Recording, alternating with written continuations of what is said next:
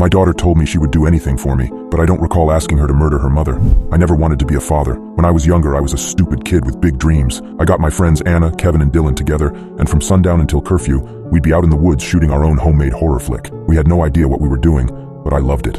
I promised myself that as soon as I'd saved up enough from my crappy gas station job, I was going to catch a bus out to LA and become a filmmaker. And then Anna got pregnant. Anna was Catholic, and she refused to even consider getting an abortion. She told me she was going to raise the baby, and that I could stick around if I wanted, or not.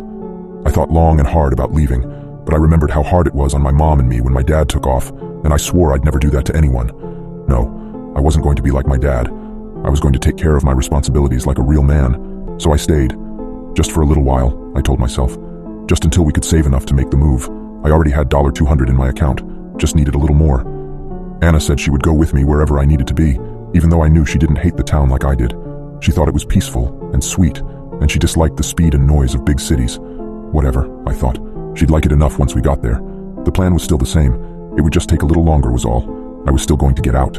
I had to. Everyone had told me that my life would change when the baby came, that I was going to feel this surge of love and joy just looking at her. But when I saw that squirming little creature, gray and gooey and covered in blood, screaming like a murder victim, all I wanted to do was get away. It was like a prop from a horror flick, and I almost shoved the doctor off when he handed it to me. "What a beautiful baby girl," the nurses said. I didn't know how they could call this thing beautiful. Her name was Olivia, and she loved me. Whenever she bumped her knee, she wanted me to kiss it.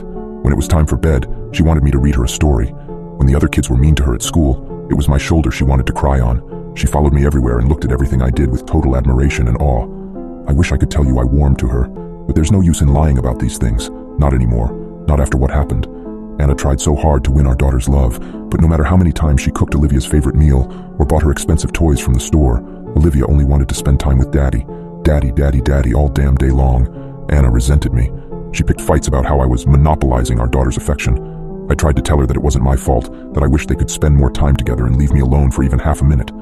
I yelled at my wife, not caring that my daughter was listening from her room. I kept waiting for all that love and joy I was supposed to feel, but I only felt constant irritation and disgust in the presence of this grubby, filthy, loud, selfish little creature. This creature that followed me like a mangy puppy, her sticky, stinking fingers on my leg, on my hands, on my face, and always, when my revulsion had reached its highest pitch and I was ready to blow up at her just for being born, she would look at me with those big blue eyes and say, "I love you, Daddy." And she would wait for me to say it back, but I could only nod and send her off to bed. I worked longer hours, but it became harder to save money. Olivia needed school supplies, ADHD meds, clothes, lunch money. Anna kept buying toys, trying to win her daughter's love. I spent more and more time at the bar after my shift, drinking my paycheck away. But I kept trying to save, kept trying to build up my little nest egg. The dream had faded, but it was still there. Hollywood, filmmaking career, getting out of the town. Yes, I had to get out. I had to. I just capped off another long shift and a long stint at the bar the night it happened. I stumbled into our little rental on the outskirts of town, and I saw Anna sitting on the couch. She was bathed in the dim light from a desk lamp that served as our only living room light, and she was surrounded by a little graveyard of wadded-up tissues. I'd seen her like this before, on nights when Olivia told her that she didn't want to play with her, or talk to her, or be around her at all. "Where's Daddy?" she would go, and Anna would have a breakdown and scream at me all night. Knowing I was in for it, I went on the offensive to try to gain an advantage. "Jesus Christ, can't I come home to a happy house just once after spending all day working for you? Is that so much to ask?" Anna didn't move, didn't react, didn't call me names or threaten to take Olivia with her to her aunt's. She just sat there, staring off into nothing, clutching a soggy lump of tissue to her lips. "I'm pregnant," she said. My gut fell out from under me. Shock became fear. Fear became rage. "What? How? You're on the pill, right? Have you been taking it regularly?" She looked up at me, her eyes swollen and red. "You know what I have to do," she said. "You know I have to have the baby." I exploded. I told her that it wasn't fair, that I had dreams, that it was my life that she was destroying. I accused her of purposefully sabotaging my dreams out of jealousy, of conspiring to have another baby because Olivia didn't love her.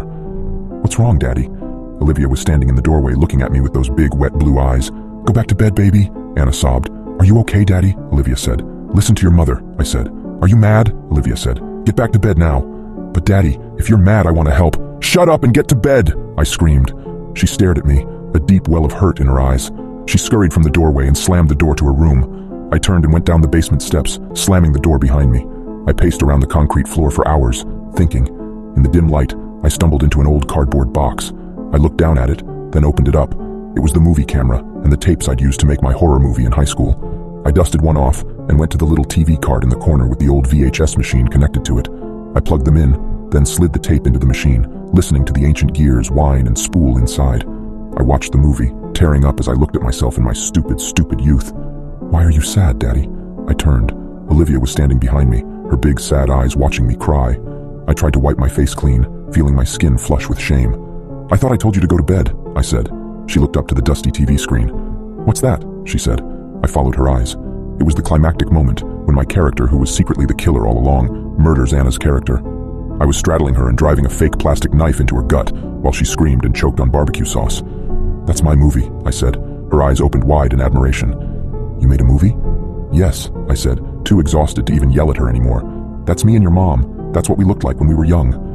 16-year-old Anna screamed while we watched, her screams conspicuously changing pitch every time the shot switched to a different angle. "You make movies?" Olivia said. "I used to," I said. "I haven't made any in a long time." "Why not?" "Because I'm a daddy now," I said. I looked at her, trying to convey all the bitterness and despair I felt.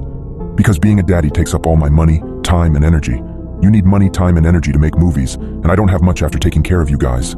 And pretty soon you're going to get a new little brother or sister, and whatever money, time, and energy I have left will be gone for good, and there will be none left to make movies." Olivia broke my train of thought. "I love you." She put her grubby hand on my shoulder. "I know," I said, shrugging it off. "Do you love me?" I looked up at where she stood, this sad, vulnerable child desperate for her father's love. I opened my mouth to say yes. Of course I loved her. She was my whole world. Blah, blah, blah. Whatever it is parents are supposed to say in this situation. But I just looked at her, and she knew. "Go to bed, Olivia," I said. Tears streamed down her face, and she turned to go. I listened to her climb the stairs, and I heard her tiny footsteps make their way to her room. I left the movie playing on the TV, went upstairs, grabbed my keys, and left. I drove for hours, taking back roads all along the countryside, long, straight roads. At first I was wallowing in self-pity. Everyone is against me, I thought. But then I thought about my own father. He left us to tour with his stupid band and ended up oding in a hotel in Tucson. I thought about how sad it was, how selfish that he had abandoned his real responsibilities to chase some stupid childish dream, how he had been punished for it in the end. I drove and thought, and I realized I was doing the same thing, and I had to stop. I parked in my driveway just as the dawn was breaking in the east, and I sat there. I knew that if I went back into that house, it would mean the end of my fantasy of leaving town and becoming a filmmaker, and the acceptance of my reality as a father and a husband. I knew that if I went back in there, I would have to rededicate myself to being the best man I could be for my family. A real partner for Anna, a real role model for Olivia and our new child, that I would have to work hard to mend bridges and build new ones. I got out of my car and entered the house. I had a strange feeling of relief, not being burdened by that old dream anymore, not having to worry about making a life that wasn't realistic. For the first time in years, I didn't feel like a failure. I entered the house with a new sense of purpose, of gratitude, of peace. Finally, after all this time, I felt the love for my family that I was supposed to feel. "Anna," I said, "we have to talk. I'm sorry for—" I turned the corner into the kitchen. Anna was sprawled out on the floor, her skin gray, her face slack, her eyes rolled up in her skull. She was laying in a dark pool of spattered blood, a huge crimson stain oozing slowly across the linoleum, glinting in the bright morning light. Olivia sat straddled across her chest, a kitchen knife held in her tiny hands, her shaking arms driving the blade again and again into Anna's lifeless gut. Olivia, who wanted to help her daddy. Olivia, who wanted her daddy to have all the money, time, and energy in the world. Olivia, who would do anything to make her daddy's dreams come true. Olivia stared up at me in the soft golden light. "Do you love me now, Daddy?" she said, as cold blood streaked down her cheeks like tears. "Do you love me now?"